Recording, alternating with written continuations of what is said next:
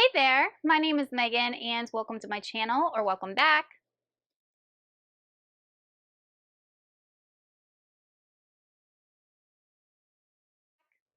Today I'm going to be discussing 5 of my most anticipated sci-fi and fantasy releases for the month of August.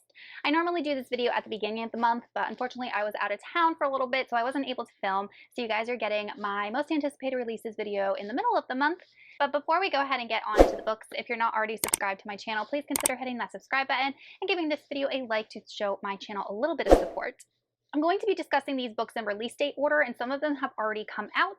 We're going to start with The Book Burner's Fall by Anthony Ryan. This is a novella that is part of his Raven's Shadow series, which includes Bloodsong. I read Bloodsong years ago and Tower Lord as well, which is the second book, and I loved Bloodsong. I struggle with Tower Lord, but Anthony Ryan is one of my favorite authors of all time. If you guys have been watching my channel for any amount of time, you know that. In this book, we're following King Lacriel, and he suffers from paranoia, and he is known as the Book Burner. And his realm, his kingdom, is impoverished and on the brink of destruction.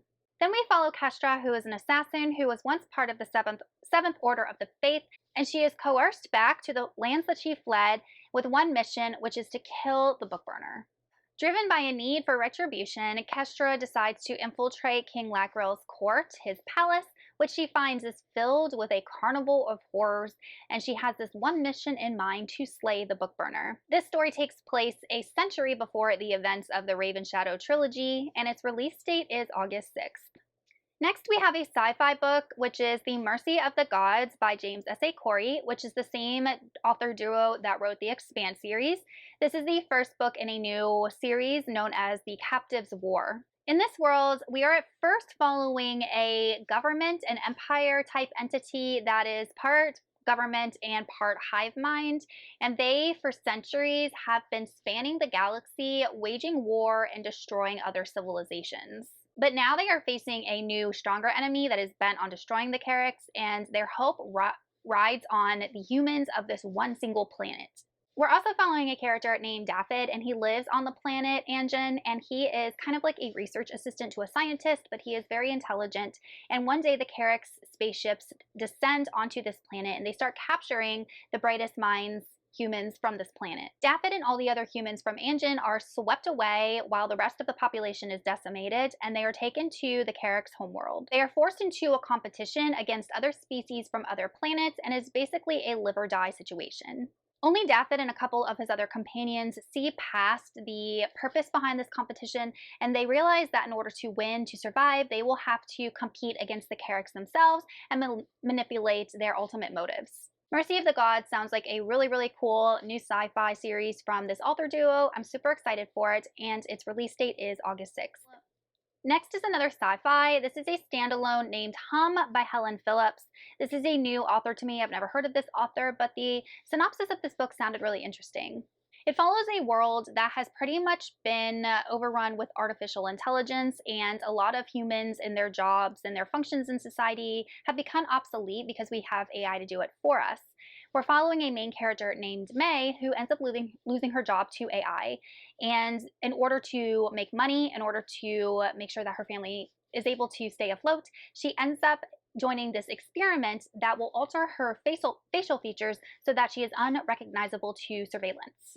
One day, someone or something threatens her family, and she has no idea where this is coming from. And in order to save her family, she has to trust a hum, which is what they call the artificial intelligence beings that have basically taken over the world. Hum's release date is August 6th. Next, we have Lady Macbeth, which is a Macbeth retelling. And the reason that I chose this book is because I really enjoyed Macbeth when I read it. And I remember I think I was a senior in high school, and we had to choose either Lady Macbeth or Macbeth himself and analyze some of the mental illnesses that they were demonstrating through their actions. And that just had an impact on me. I remember the assignment, I remember the play, I remember really analyzing Lady Macbeth and her obsessive compulsive tendencies, as well as some other things. So when I saw this book, I was like, that sounds really interesting. I think this is just a Macbeth retelling, but from the point of view of Lady Macbeth. You see how she was able to manipulate, coerce, convince, and kind of guide the events that happened in that book. So if you're someone who really enjoys Macbeth or Shakespeare reimaginings, this one I think would definitely be worth reading. Lady Macbeth's release date is August 13th. Next we have Wisteria by Adalyn Grace. This is the third book in the Belladonna series. I have read Belladonna. I really enjoyed it. I have a full review for it, which I'll link up in the cards. I have not yet read Foxglove. But in this book, we are following Blythe, and Blythe was one of the characters from the first book, and she is a Hawthorne. So it's interesting that this book is going to be from a different character's point of view. I don't really know too much about Wisteria because I'm not sure how much of this book draws from the events in the second book, but from what it sounds like, Blythe is either married or betrothed to a man that she doesn't want to be, but what she comes across is that things in her past are inadvertently linked to things in his past, and they have to work together to kind of deal with these things. And it sounds like it'll be a enemies to lovers type romance, but they're already either betrothed or married. But Adalyn Grace really knows how to write atmospherically. It is a dark, creepy world that she created. There is death as a main character, or at least there was in the first book. So I'm really, really excited to be back in this world and be back in her prose and have all of these fantastical elements that surround death. Wisteria's release date is August 20th. Alright, you guys, those are my most anticipated book releases for the month of August. Let me know if you've read any of these yet, or if you plan on reading any of these, or maybe some books that you're excited for that came out or are coming out in the month of August. And I will see you all soon in another video. Goodbye!